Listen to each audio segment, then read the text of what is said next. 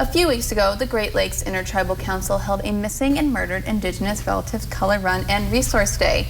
And while the race has passed, the initiative still stands and continues to grow and educate others. And here to talk about the Color Run and more about this initiative is Cheyenne and Therese. So thank you guys so much for joining us this morning. Thank you for having us. Of course. So first, can you tell me a little bit more about the Great Lakes Intertribal Council, just in general? Sure. We are a consortium of 11 federally recognized tribes in the state of Wisconsin and the Upper Peninsula of Michigan.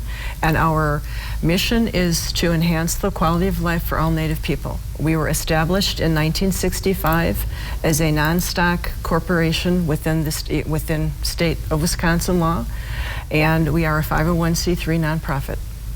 Awesome. And then what is this? Can you tell me a little bit more about the Murdered and Missing Indigenous Relatives, this initiative that's ongoing? Yeah, so the initiative is, so we're a group of the Glitzy staff. We kind of got together and created this initiative. It's to advocate for the Missing Murdered Indigenous Relatives movement, which is also known as MMIW, Missing Murdered Indigenous Women movement.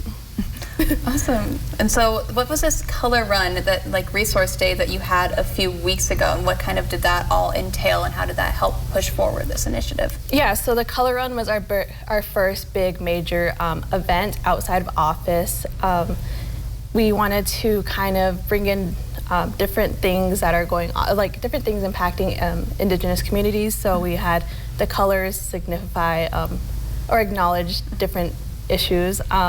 So we had purple representing domestic violence awareness, red representing the MMIW movement. So red is actually the only colors the spirits can see, and yellow representing suicide prevention awareness. Awesome. And then what were some of the resources that you had there as well? Yeah, so we had Ho Chunk Nation there. They did STI and HIV awareness.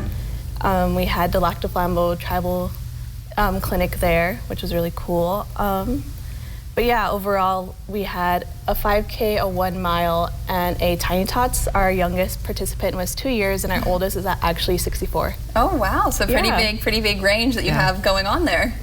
How can the community kind of help put this initiative forward? Obviously, aside from probably going to color runs and resource days like that, what else can people do to help promote this? Yeah, definitely learning more about the MMIR movement. It is a big national thing going on. Asking questions, letting the committee or just people who are advocating know. Asking questions. Are there any other resources that you guys provide, either related to this or just unrelated to this? Anything in general? Well, our organization actually we have multiple programs, and we serve tribal members basically from womb to tomb. Our programs affect the young, the old, families, and everyone in between.